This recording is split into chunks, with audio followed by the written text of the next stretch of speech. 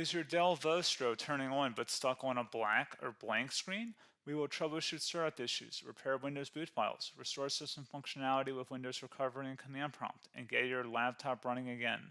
A lot of errors pertain to this problem, and we're going to go ahead and jump into what should hopefully be a pretty straightforward process, guys. And we're going to go ahead and jump right into it. So first thing I'd recommend doing would be to actually go ahead and boot to the troubleshooting utility on Windows 11. So if you do a hard power off 3 times in a row, Windows should automatically attempt to launch the startup repair utility. And if it doesn't find anything, it will give you the option to select advanced settings, in which case it will take you to a screen that looks like this. Now, if it does not take you to a screen that looks like this, or you're unable to get to that, you can also download the Windows 10 Media Creation Utility, or Windows 11. They probably will make a creation utility for Windows 11 at some point. And it doesn't really matter. You can actually run the Windows 10 utility on Windows 11 as far as I'm aware. And you should be able to run the troubleshooting utilities built in within it. So you just would go ahead and download it to an ISO file and then burn it to a DVD or USB. It'd have to be about 4 gigabytes or more. It couldn't be a small USB flash drive, and it couldn't be a CD. It'd have to be a DVD. And then you boot your computer from it. So depending on the computer manufacturer, you'd have to tap a different key on your keyboard in order to launch that menu, in order to select what boot drive you want to go off of. So it could be anything between the escape key, F2, F8, F12, for example, and those are the function keys on the top of your keyboard. So you may have to just do a little bit of trial and error. Shouldn't take you more than a couple minutes. Googling it would probably be best before you even begin. But anyway, we're ready to go ahead and jump right into it. So we're on the choose an option page. So these will look very similar whether you're booting from it directly within Windows itself, or if you're plugged in a USB flash drive with the media creation utility installed and you selected the recovery option. So when you are setting up your Windows 11 installation or Windows 10, depending on the drive you're using, there should be an option to repair your computer in the bottom left corner of the dialog window, one of the first screens that comes up. You go ahead and select that, and then it would take you to a troubleshooting screen like you see here. And you want to go ahead and select troubleshoot, reset your PC, or see advanced options. And then there are going to be a whole bunch of options in here that we're going to explore in today's video. The first one, we're going to actually go underneath advanced options, and then select startup repair, fix problems that keep Windows from loading. So go ahead and select that first.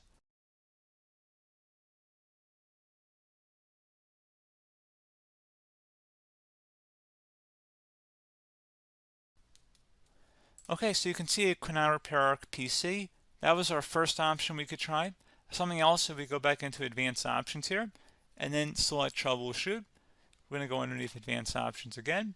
You can go ahead and actually access safe mode by selecting startup settings.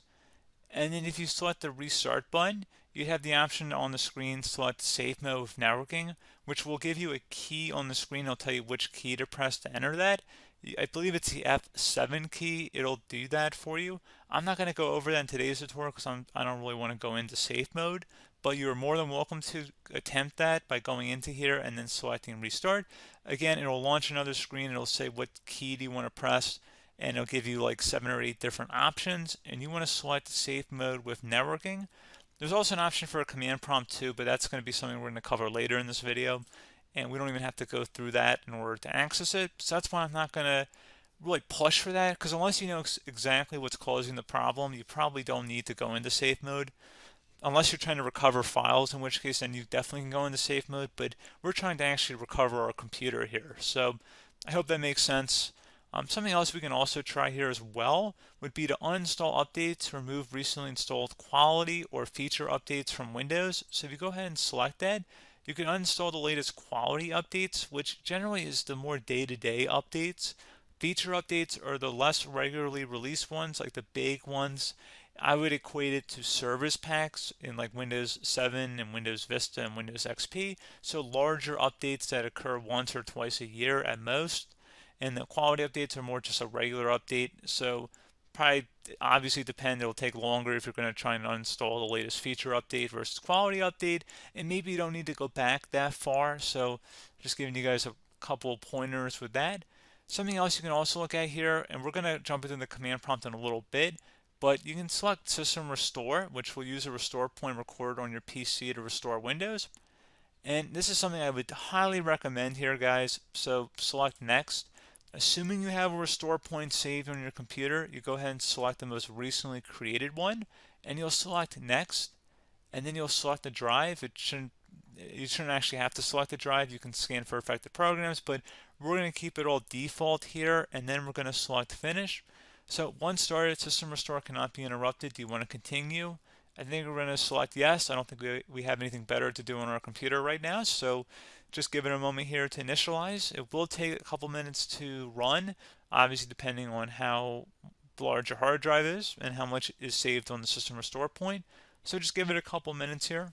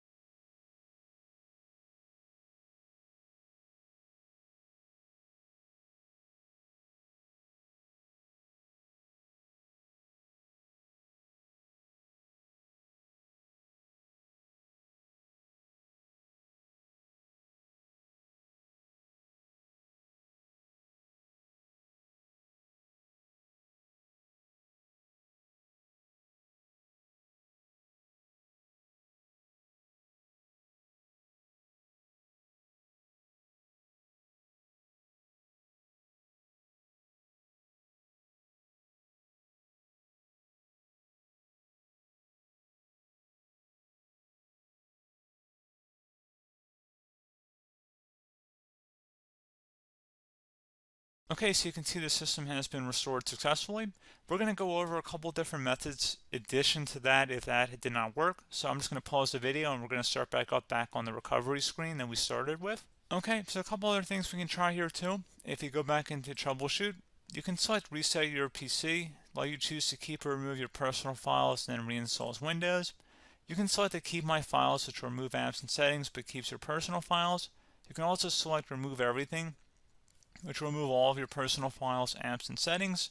So this is more of a factory reset, the second option here. First option, it should not delete all of your personal files. However, it will pretty much clear most of your programs. And keep in mind, there's no guarantee that your information, number one, is even still available and easily recoverable on your computer to the point that you actually would be able to recover anything. And the second point is that there's always a chance that it won't actually recover and it will just do a factory reset anyway. So there's no guarantee that actually would keep your files anyway. So I would recommend trying to get a recovery tool and backing that up first before selecting it anyway. But again, those are a couple different options. And then something else you can try here, if you go back to the choose an option. Another option, if you go underneath choose an option and select troubleshoot, advanced options, and now select where it says command prompt. Okay, so the first thing we should do is type our main hard drive here. In most cases, it should be the C drive. So you just do a C colon and then hit enter on your keyboard. So once you're underneath the C drive, we're going to type in dir and then hit enter on your keyboard. It should have program files, users, and Windows all in there. That's how you know you're in the right directory.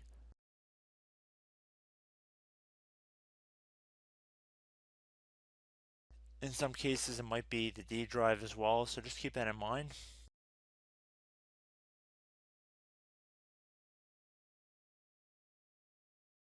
Next thing we're going to do is type in cd space / Windows / system 32 / config,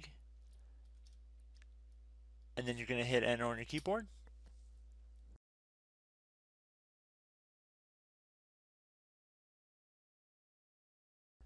So now you're going to type md space backup. If you've seen other tutorials, it might also say to put down md backup. That's because the backup name is pretty common when you want to back something up. So you can name this whatever you want, doesn't have to be backup. So if you've already made a backup folder in the past, you could do backup 1, for example. So once you're done setting the name you want the backup to be called, hit enter on your keyboard again.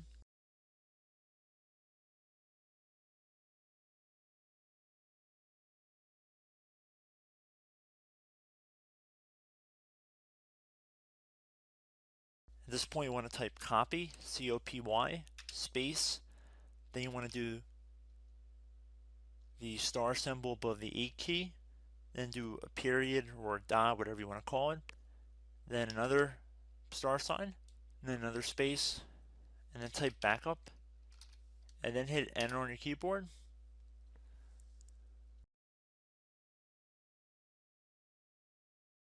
Now you want to type cd reg back, R-E-G-B-A-C-K,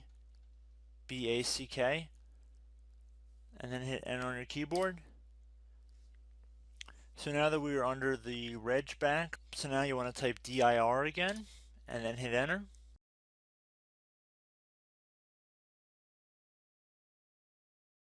So now at this point we're going to type copy again. So copy, space, star sign,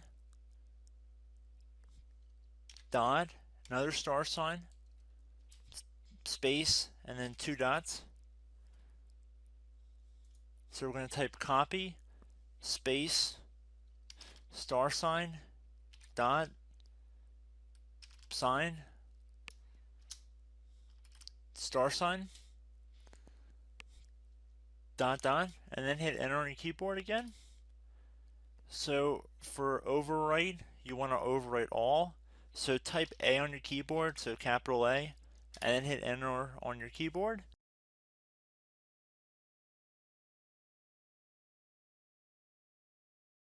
So at this point you should be good to go. You can close out of the command prompt window, and if you accidentally continue to Windows 10 you should be all set.